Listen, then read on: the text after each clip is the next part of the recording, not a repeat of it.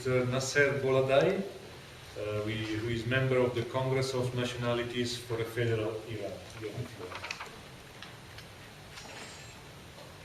First of all, I thank you for organizing this event. And, but of course, as was mentioned, the name is Congress of Nationalities for the Federal Iran. I am a member of the Central Committee of that International Committee of the organization. And as I was coming here for this meeting, there was one of my colleagues asked me the question, and actually it was also kind of political and philosophical. She was asking why you want federalism for Iran. Does it solve the human right problem? Is it based on the human right that you want Iran to be a federal country? Or is it because most of Iranian group or political organization, often when they say about Iran, the first line for them would read territorial integrity of Iran. Is it for that reason you want federal Iran and not self-determination or a complete secession from Iran? So no, we want territorial integrity for Iran, but mostly because we want to have a peaceful coexistence between people that are living today in Iran, and to continue this. And as we see, Iran is a very centralized government, and some of the most kind of uprising or kind of violent action against the government or government action against its own people has been in those regions that dominated by the national group, like Arab Ahwazi, Kurdish region, and Baluch region. We as a Baluch have many times have been in the last, actually could say the modern Iran that was coming from after Reza Shah, had many uprising, and each time it has been suppressed. And each time the demands have been for Baluch right. Of course, here we have to say that in sometimes also the Baluch wanted to secede from Iran because they did not show any kind of connection with other people in Iran, because they didn't got any kind of support. They did not get any kind of recognition by other political parties or other political entities in Iran to say that, well, of course, you have some problems in Iran, and those problems should be solved within the framework of Iran. They did not show that. But I think today, we see the situation, there is kind of, across the board, there is suppression against all people in Iran. And of course, we would like to say, and I think it is documented and everybody knows, that the suppression in the minority regions or national group region is much more severe.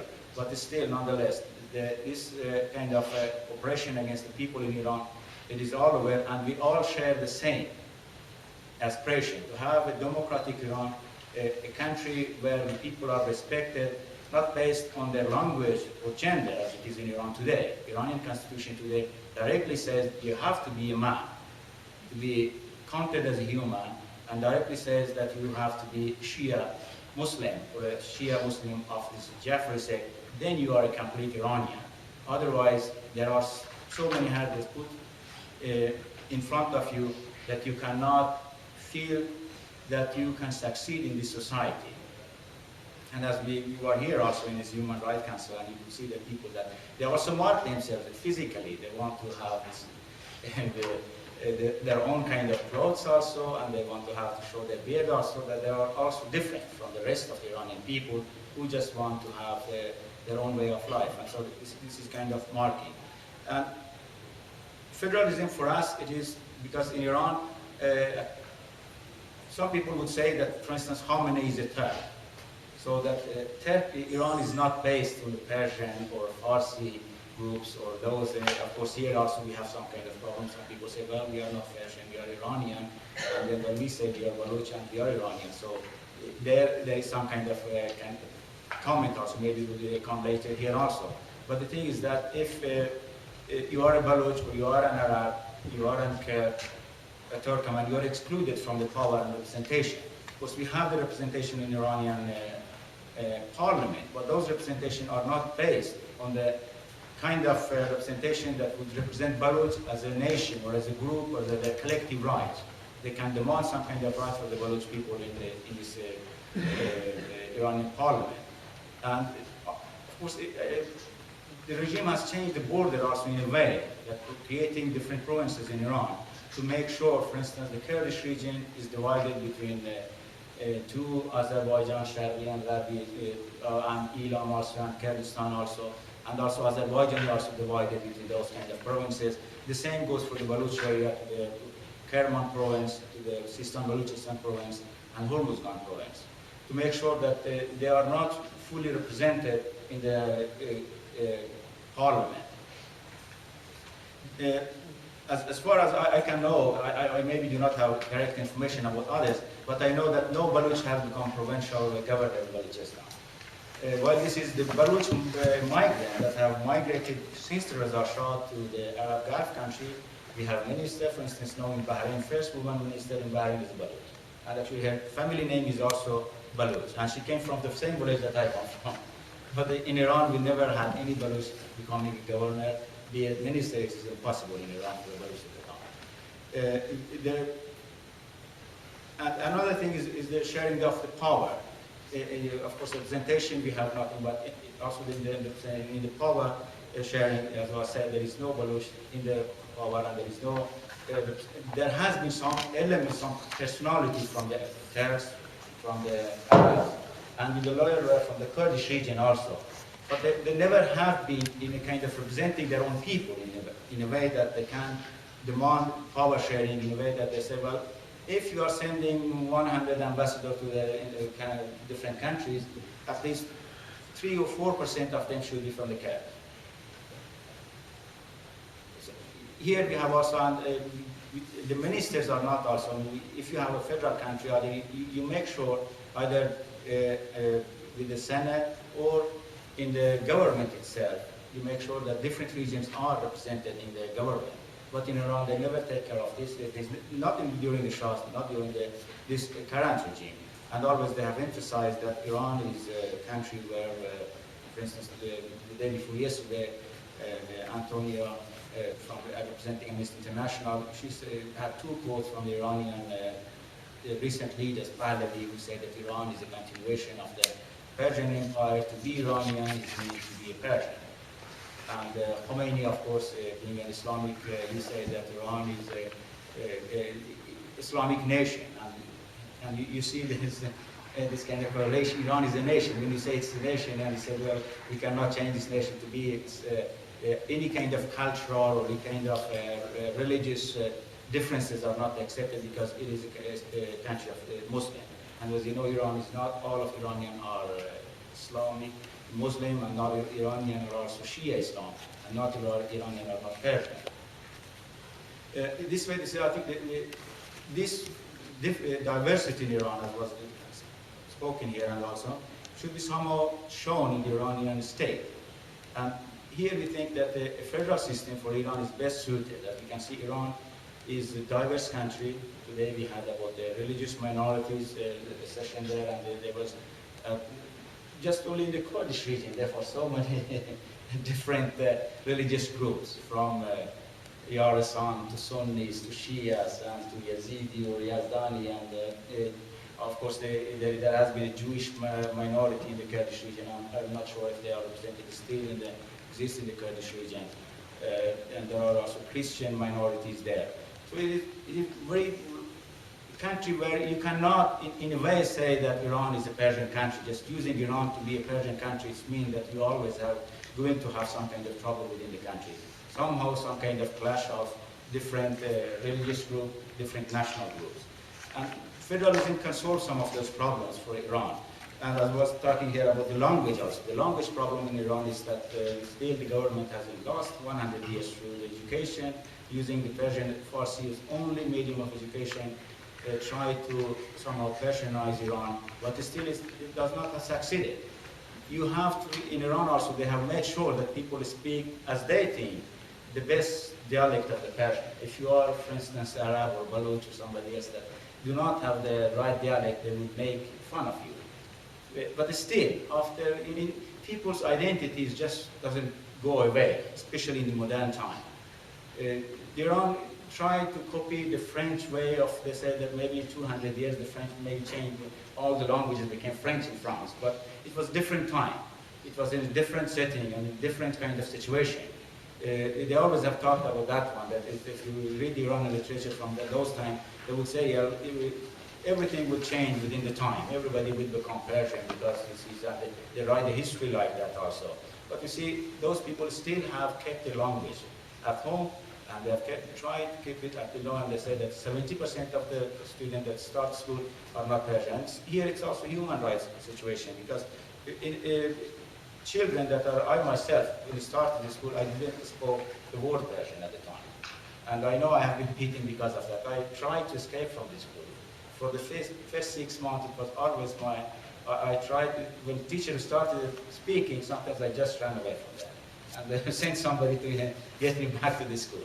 And this has happened to many other children in Iran, because you do not understand what the teacher is saying. And you are afraid of seeing somebody who's just sitting there and shouting, and you do not understand what to do and how to behave. Federalism also, when we talk about federal in Iran, it is not sometimes people say, well, we have the federal state in the US. There you do not have this demand that you should have your own language. There everybody speaks English. But Iran is being a diverse society, linguistically. Federalism should take the shape that we have here in Switzerland or some other countries like India. We have different systems. For instance, in India, being taught in mother language is some kind of guaranteed in the Indian constitution. You have to start in your own mother language, and then you have to learn also in the way that you finish your school. In the first 12 years, you have command of 3 languages: your mother language, Hindi, and English. And I think it is not bad for India to have 3 languages when you finish 12 years. While in Iran, it's only Persian. In Iran, we could have also learned from the Indian example or from Swiss example, and make sure that people's mother language is safeguarded, and at the same time they can learn a language that could be common for our country, and also an international language, because we have to also have some kind of connection with the international community. And this would be very helpful for Iranian development, both in many ways, both in technique and in other ways. We had a minority forum here, and it was focusing on the women's rights.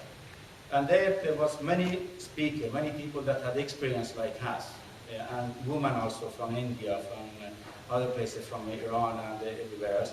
It was understood that women in the countries where there are minorities, be it religious minorities, ethnic minorities, they suffer 5 times more than average that people that or person belonging to the group that is dominant in the society. Because women often even have these patriarchal societies does not give them the same right at home like the man, and then also in education, and then also when they in the workplace also they are more difficult to get a job. Of course, here also federalism could be helpful, because some of those barriers like language will directly go away. And then it is also with the representation, of course. Sometimes it is in federalism the difficulty is that making a kind of law that is universal and make everybody equal. Some federal state maybe, for instance, in some areas say, well, because my religion is different from the others, or my culture is different, which is obviously used by the Iranian government also, always talking about the Iranian culture or Islam, that we do not give the same right to the woman because it's cultural. But here, I mean, it should be made sure that in the central government or in any level that equality between peoples are guaranteed. If you are a woman or you are a man, there it should be some kind of guarantees that no state or no constitutional state in federal Iran in future would try to use the religion or try to use the culture or to say that it is early for other people to give the equal right to the woman. This kind of guarantees should be made in the central level. There are some provisions should be made in the constitution that guarantees those things. That, of course, this would not change everything in the ground, but it would give the mechanism to the woman to defend themselves, as it would give us the mechanism in Iran if it was a free and democratic country and it was guaranteed the use of language in our mother language, then we could have fought for that one. But we know in Iran, if you do this kind of thing, we have the Kurdish example, we have Baluch example, people who have tried to teach their own language in the schools, they have been arrested and executed. But if there is law and there is a support for that one, you could also demand that kind of thing. So this is making sure that everything that is human right, that is the people's right, and clearly that is the wishes of people are guaranteed in both central government and in the local level, that their rights are respected. And the distribution of resources, of course, here is also, in Iran's case, it's always come up with the Ahwaz because it has the largest oils and provide the most to Iranian the Iranian BNP, all the money that they are needed. Here they say people, well, if Iran is a federal state and the Ahwaz has control of the resources, and if it goes there, and then the rest of the country will become maybe poor. Still, in my opinion, it is poor. It doesn't matter if you have the oil from the Ahwaz or doesn't have it, because many countries, if you have, see, South Korea and Iran, almost started at the same level for 50 or 80 years ago. And you can see South Korea where it has come without oil. It's buying the Iranian oil, but Iran is buying all the technique from them. So the oil question should not be the question about the how Iran should be federal or not. Of course, there should be provision that if an area is richer in technology, richer in natural resources or gas, it should contribute to the national government and other regions' development. But that should not be like this today, that 100% of the natural resources of one area is taken away and is invested in other areas, or mostly invested today in different sections of Iranian military, Revolutionary Guard, Basij, Army, and then the Iranian intelligence service, and now Iranian government is trying to build a nuclear bomb or something like this. So this, of course, there also I think federalism would be helpful for Iran, because when you decentralize the power and the regions have a say, they cannot put this kind of ambition in the thought of the people. I mean, Iran is always had this kind of ambition that that they should be dominant in the region. Iran should be dominant in the region, not for the right reason, but for the wrong reason, because of the historical claim and because of the religion of Shia Islam. If it is for the right claim that you are technologically more advanced and you can somehow economically more advanced and you work for the peace in the region, that would be very good. And this is what we want Iran to be, because Iran is central in that area. It could have a good impact if it's a democratic country. It could have some values that it can share with others. But today, the Iranian government, for the wrong reason, want to be dominant in the region. And this also somehow could, with the federal state, where the regions have their own power and they will not want to get in trouble. I mean, Baluch does not want any way to occupy Karbala, which was the wishes of Mr. Khomeini, and still the Iranian government is trying to do the same, to go to the quotes via Karbala. Because we will never say yes if we have power in Iranian government somehow to say yes, we are going to attack Iraq or we are going to destabilize Iraq to gain Karbala. And this also would be very helpful for Iranian situation, for the international community, or for the region also. Iran is a decentralized country, a country that stands by its own people and respects its own people and can respect the region and can earn respect from the region, I think. Hi, thanks, Mr. Boudari, for your presentation. We expected to have Mrs. Fakten Zamani from the Association for the Defense of Azerbaijani Political Prisoners in Iran with us, but unfortunately she couldn't manage to come into the panel, so maybe for the next time. Now I open the floor to questions. I ask you kindly to introduce yourself and your organization. And before giving you the floor, maybe I had a question. Mr. Boldai, do you think that this possible federal state can be built on the actual administrative division of the country? Especially having in mind that some national minorities are spread in different provinces, or the political map of Iran has to be redrawn? This is also a good question. I mean, this is people never have been a 100% region you cannot find anywhere in the world. And politics is always about innovation. We should sit down in Iran and see what we should, how we should change. And for instance, for the Baluch area that are in Kerman or that are in Hormozgan, there was for about 40 years ago, they were part of Balochistan, but then the government decided that this part should go to Muslim and that part should go to the Kerman. And I can say after, there are wishes from those people also to be in the Balochistan province. Even the Islamic government, they suppressed them. They religiously they are Shia. That was the reason regime took them to the Kerman region, because they were not in that side, that other, the Sistan side of the Balochistan, that we have Shia Baluch also living, but they were on the other side. They wanted those to be in the Kerman. That's way to make sure that they are not with the Baluch also, and they are in the Kerman region. After the revolution, they thought maybe, even they met Khomeini, and they gave some kind of announcement that they did this mistake to write that it was not a mistake, but they're just writing, and the regime used that word. That they said, we want to join our motherland, Balochistan. For the government of Iran, motherland is Iran. So they were suppressed, and 8 people were killed, and then they give up. The problem is that we have, for instance, there are different ways of solving this problem. We can have regions. In some regions, obviously, you cannot have just one language. You have to have 2 languages. For instance, there are people that are living together. And you can have different kind of administration, the region with the different nationalities, national groups, or different language groups, and regions where there is a dominant nationality also. I think this is something that we can solve, but there are historical questions, and we can also go to the people. Here in Switzerland, I think there is still sometimes trying to redraw the map. So redrawing the map shouldn't be a problem. It's only should be taking care that people do not use it to start some kind of violence act. And so to make sure that we do not try to get people against each other. And in the international community and also in the academic level, you have a kind of cultural self-determination.